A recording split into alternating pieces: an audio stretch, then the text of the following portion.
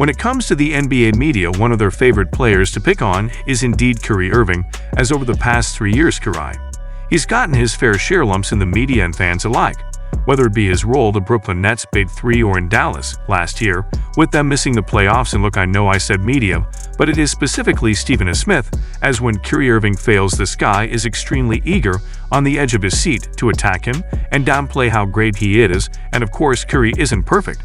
No one is, but his individual play, despite the turmoil, was always fantastic, as last year, being in Brooklyn and Dallas, collectively averaged 27 points per game on year 5.0-4.90 splits. Despite Kyrie being great individually, Stephen A. Smith still attacked this man's character and his overall ability as an NBA player. And look, that Dallas team last year in 20 games with Kyrie definitely floundered and underperformed. But with that being said, looking at Dallas this year being a top 5 seed, going after a quick start, that same energy from Stephen A. Smith and Kyrie fails isn't there when he's succeeding, as looking at Kyrie's last 10 games averaging 25. 3 points, 5 assists, 4 boards on, once again, impeccable shooting splits. And the last couple of years, one player to have been fascinated by is Dame vs. Kyrie, as coming this year ESPN ranked Kyrie Irving as the 34th best player in the NBA compared to Dame, who is ranked 14th. That's a pretty big disparity between these two players whose overall ability isn't that much different. And for someone like Kyrie, who's now in Dallas, when it comes to media, he's kind of been cast out of the shadows, kicked out of the frame, and out of the overall discussion of elite point guards compared to Dame, who's kind of coming out of the shadows going to Milwaukee, pairing with Giannis and a championship team in Milwaukee. I'm sure you guys already know this, but in the NBA media, they'll pick certain players from certain teams to either prop up or push down depending on the narrative they want to push. And comparing Kyrie and Dame this year, I would argue Kyrie has actually been slightly better, as these two players' overall production points, assists, and rebounds are virtually identical. But Kyrie's overall shooting splits compared to Dame, he's vastly more efficient. The biggest gap between these two players is the fact that Dame Lillard gets 10 free throws per game compared to Kyrie, who gets less than 4 and is still staying in this comparison. The overall media coverage of Dame, it's been 247 non-stop, but for someone like Kyrie, who also having great team success, he's rarely if ever talked about. And one thing I have heard every day for the past couple of months is Lillard in the clutch has been absolutely amazing. And in the fourth quarters, him, not Giannis, is Milwaukee's best overall player.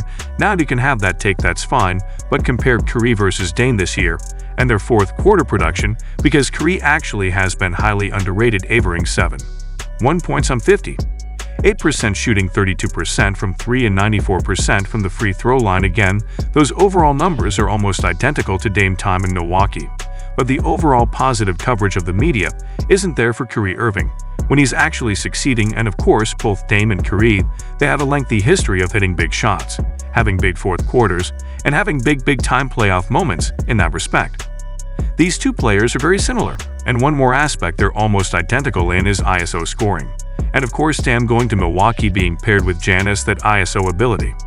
That was all anyone talked about, because Giannis finally had a guy next to him who could get his own bucket consistently. But again, looking at the overall numbers, I would argue Kyrie alongside Luka Doncic actually has meshed better than Dame, with Giannis as Kyrie and ISO scoring averages 3.6 points per game, which ranks 8th, just like Dame, on 45.2% shooting and 46.4% effective flee percentage, like we saw with the overall stats.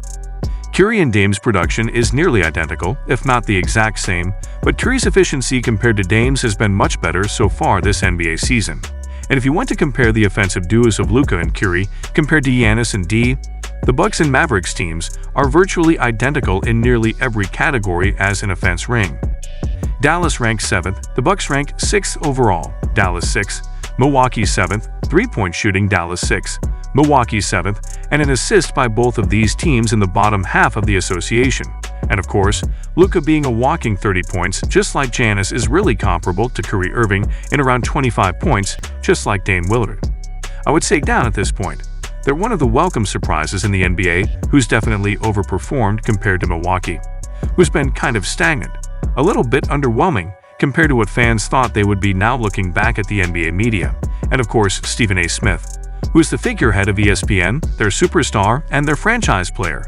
Now look, despite being the marquee face of ESPN, this guy is still extremely petty and holds tons of grudges. Look no further than his one-sided beef with Max Kellerman, who didn't say a word about this dude but got dumped on constantly months after he was fired. Stephen A. will never admit it, but him and Kyrie Irving's ongoing feud at this point is a little bit dormant, as Kyrie was one of those rare athletes on and off the court who confronted Stephen A. Smith for his lies. NBS and Stephen A., per usual, kind of backed down, tucked his tail, and effectively ran. If you ever wonder why Kyrie Irving doesn't get positive coverage by ESPN, look no further than Stephen A. Smith, the figurehead of the network. As for NBA talk, he's basically the pinnacle, and what he says trickles down to those below him. Now looking back at Dallas's overall team, of course, having Kyrie and Luka as the nucleus of their team and their overall success at this point, being a top 5 Southeast at loaded at this point, the season is very important and vital to the overall success.